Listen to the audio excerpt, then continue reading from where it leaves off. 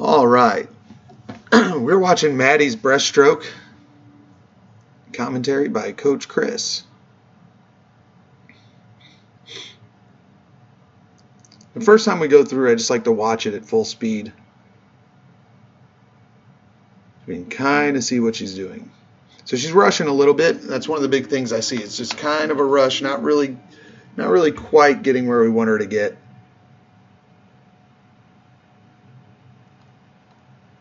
In a lot of the commentary, we're going to talk under the water when we're on the below water video because it's just easier to see a lot of this stuff. So I'm just going to kind of emphasize a few of the things I'm seeing in the above water.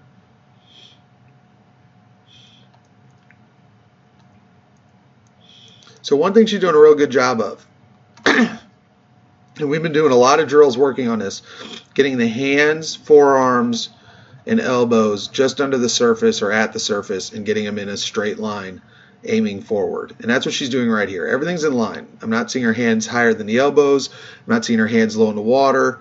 She's nice and high. She's come up with good energy.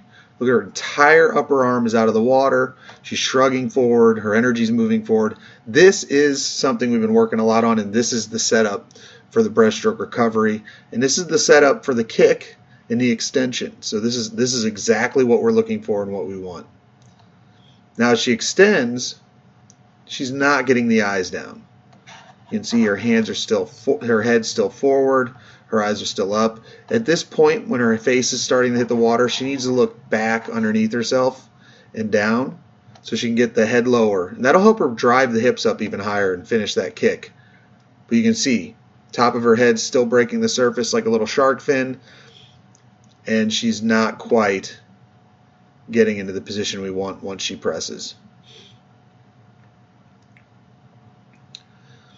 Now when she pulls, and we'll see this underwater, she tends to keep the hands a little too far away from the body.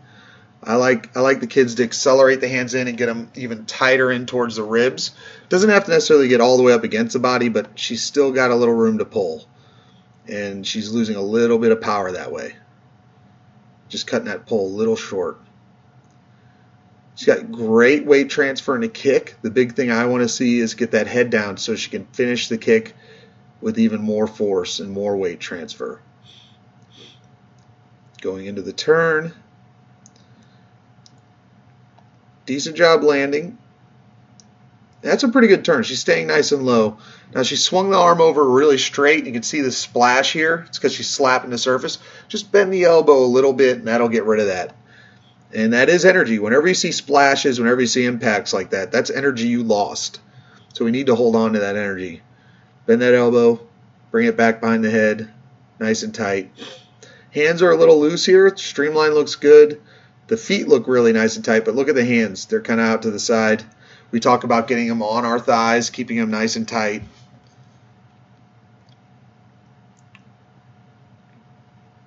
Recovering, keeping that head down. So a lot of what I see that pull out above water looks good. We'll see underwater though, and we probably see a few details we can nitpick, but really like how she's setting up the height. This is a lot of what we're working on. I like the timing. You can see the weight transfer on that kick. See how the hips drive back into the kick? Boom, that transfers the weight real well.